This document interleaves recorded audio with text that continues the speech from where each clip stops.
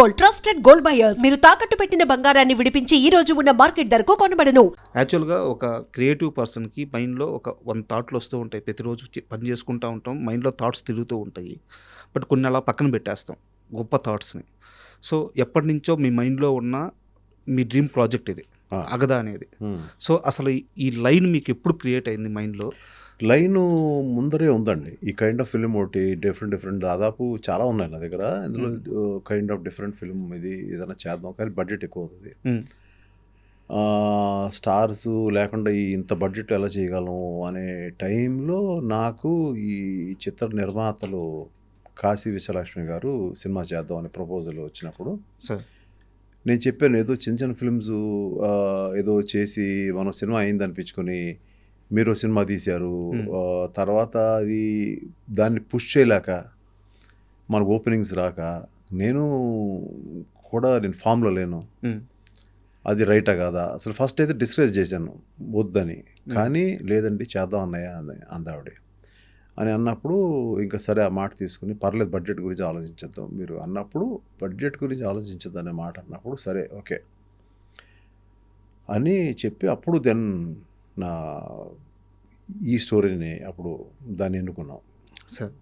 అయితే ఈ స్టోరీని ఎన్నుకొని ఇంకా అది రఫ్గానే ఉంది ఐడియా. దాన్ని అక్కడి నుంచి ఒక 6 months ఎంత దాని మీద కూర్చొని గట్టిగా దాని మీద ప్రయత్నం చేసి ఒక టీంని పెట్టుకొని అట్లా చేసి నాకు ఈ కథ అయిన దగ్గర నుంచి కూడా క్యారెక్టర్ మహాదేవి అనే క్యారెక్టర్ కూడా నాకు డైరెక్ట్గా కామాక్షి తప్ప ఇంకెవరు నాకు రాలే మైండ్లోకి. సార్ కామాక్షి భాస్కర్లా తప్ప నాకు ఎవరు మైండ్లోకి రాలే. సో తనని పిలిపించి ఏమ్మా ఇది లైన్ ఇది ఐడియా ఇది ఏంటి అని అంటే వెంటనే అమ్మాయి తను మీ సినిమాలో చేయడం నా డ్రీమ్ అండి, ఎప్పుడు చిన్నప్పటి నుంచి పెరుగుతా మీ సినిమాలు చూస్తూ ఉన్నాను, ఐఎమ్ రియల్లీ థ్రిల్డ్ అండి, నా బెస్ట్ నేను ఇస్తాను అని చెప్పింది.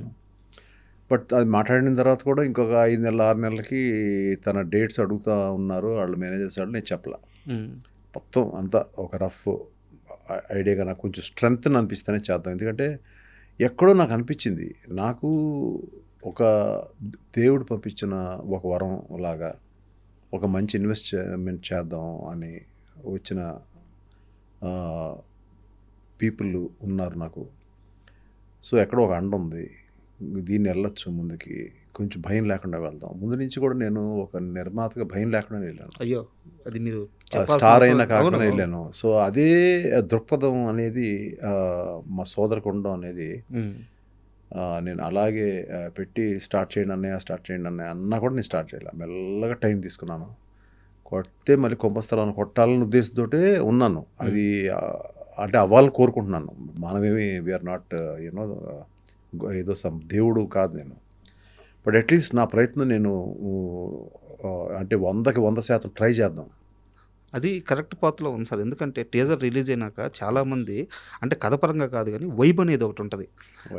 ఆ దేవి సినిమా చూసిన ఆ వైబ్ వస్తుంది, ఆ ఫీల్ కలుగుతుంది, ఆ ఎమోషన్ వస్తుంది అని చెప్పి మీడియా వాళ్ళు ఎంతమంది జర్నలిస్టులు చెప్పారంటే, బయట జనాలు ఓకే, జర్నలిస్టులు చెప్పడం కొంచెం కొత్త, ఒక సినిమా గురించి అంత గొప్పగా మాట్లాడడం, ఎక్కడ నెగిటివ్ లేదు, ట్రోలింగ్ లేదు. అది నిజంగా నా అదృష్టం.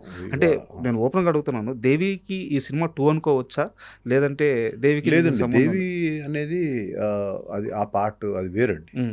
అది నేను ఇంకో నిర్మాతకు చేస్తున్నాను. అది అవునా? దేవి పేరు చెప్పినప్పుడు అది వేరండి. అది ఇంకా it will take some time. అది కరెక్ట్ హీరోయిన్ దొరకాలి, దానికి చేయాలి.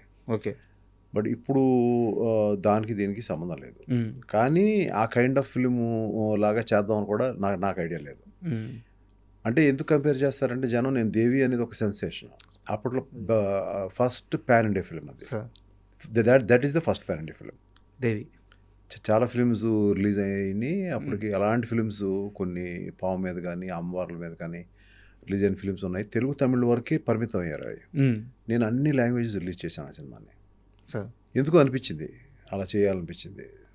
దట్ వాజ్ ఎ సెన్సేషన్ అది. సో అట్లా ఈ ఫిలిము దానికి దగ్గరగా తీసుకురావడే చేసే ప్రయత్నం నేను చేయలే. దీని కథ వేరు, దీని కథ కమామిషు ఇది వేరు టోటల్గా. ఓకే. కొత్తగా వనిత విజయ్ కుమార్ గారి అమ్మాయిని కూడా పాప, తను వాళ్ళ మదరు, నేను చెప్పాను అంటే ఆల్రెడీ జనం తెలిసిన మ్యాటరే, అయినా కూడా మళ్ళీ మళ్ళీ చెప్పాల్సి సో తను వనిత మంజులు గారు వాళ్ళ అమ్మాయి. సో తను దేవి అనే ఫిలింలో she has a very beautiful role, అవును. తెలుసు. అవును. తనుని ఇంట్రడ్యూస్ చేశాను. తమిళ్లో చేసింది 1-2 ఫిల్మ్స్, తెలుగులోకి ఇంట్రడ్యూస్ చేశాను.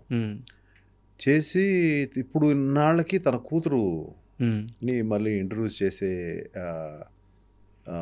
ఇదిని ఇచ్చాడు ఆ దేవుడు. అంటే ఒక మంజులు గారి ఫ్యామిలీ, మంజులు గారి యొక్క లెగసీ నుంచి వచ్చిన ఒక అమ్మాయి.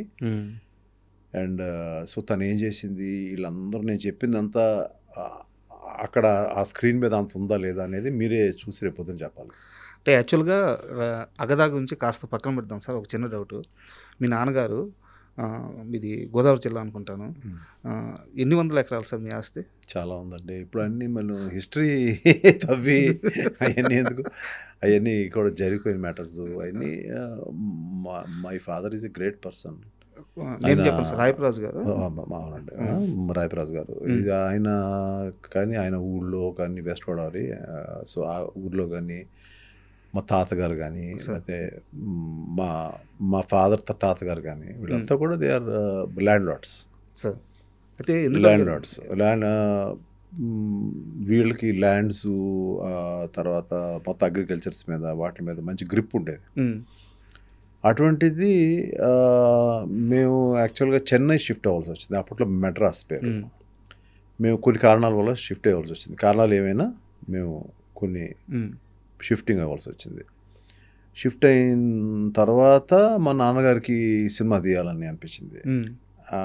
1-2 సక్సెస్లు అయినాయి. అయినా కూడా ఆయన కొంచెం హెల్త్ రీజన్స్లో మేమే వద్దు, అంత మీరు ఎగ్జాక్ట్ అవ్వద్దు, మీరు తీసుకోలేరు, మీరు వెరీ సాఫ్ట్ మీరు అని చెప్పి ఒక స్టేజ్కి వచ్చేటప్పుడు అప్పటికే నా మ్యారేజ్ అయింది జస్ట్. సో 1985లో మ్యారేజ్ అయింది నాకు. 85 ఆ టైంలో జస్ట్ 1-2 ఇయర్స్ ముందు ఎప్పుడు చెప్పేసాం, వద్దు మీరు ఆ స్ట్రెస్ తీసుకోవద్దు, ఆ టెన్షన్ తీసుకోవద్దు.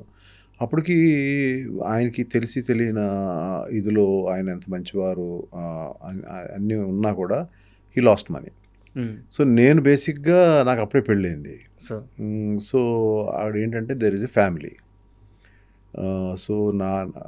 సో ఉండే అదర్ మెంబర్స్ అంతా ఉంటారు కదా. చేత మై బ్రదర్ చోజ్ జాబ్ అండి. నాకు సినిమా వద్దు, సినిమా అంటే భయం నాకు అని చెప్పి he chose a job. Now he's in a very good position, is doing a very big చేస్తున్నాడు, is doing some big business and all. So తను వేరే సెటిల్ అయ్యాడు. నేను ఇటు సినిమా ఇండస్ట్రీకి, ఇక్కడ మా నాన్నగారు ఏం పోగొట్టుకున్నారు, పేరు పోయి ఉండొచ్చు, కొంత పేరు పోలేదు. ఎందుకు పోలేదంటే పేరు చిరంజీవి గారితో 2 సినిమాలు చేశారండి. అందులో ఆడిని కూడా సినిమాలు ఆడలేదండి, ఆడలేదు. 2 ఆడలేదు. బట్ చాలా ఫ్యామిలీ ఫ్రెండ్స్ అండి. అప్పుడు చాలా మందికి తెలియని విషయం ఏంటంటే మేమందరం వీఆర్ వెరీ క్లోజ్ యాక్చువల్లీ. అది మేము చెప్పుకోం, బయటకు చెప్పుకోం. చాలా ఎర్లీ స్టేజ్లో కదా sir Chiranjeevi early stages, just starting stage. So అట్లా మా నాన్నగారు పేరు పోగొట్టుకోలేదు, ఉన్నాయన్నీ అమ్మేసి ఇచ్చేశారు. అంటే మనం అప్పు ఉండకూడదు, లేకపోతే ప్రాబ్లం ఎవరైనా నా వల్ల ఇబ్బంది పడిన వాళ్ళకి వెనక్కి ఇచ్చేయాలి అనేది ఇచ్చారు. అక్కడ మేము కూడా అసలు ఎందుకు అలా చేయాలి, ఏదో వాళ్ళకి ఎగ్గొట్టేద్దాం, ఇవన్నీ మాకు ఉండవు కదా ఆస్తులు, ఆ మాట మేము ఎవరు మాట్లాడలేదు సార్. నాతో పాటు నా వైఫ్ అప్పుడే క్లోజ్, తను కూడా ఒక్క మాట మాట్లాడలేదు. అయినా కూడా ఆయన పరువు బాగుండాలనే ఉద్దేశంతో అన్నీ. So we were in a bad position. అప్పుడు ఆ టైంలో నేను అదేదైతే లెగసీ ఉందో ఆ లెగసీని అందుకున్నాను ఇమీడియట్గా. అక్కడి నుంచి మెల్లమెల్లగా నా కెరీర్ స్టార్ట్ అయింది.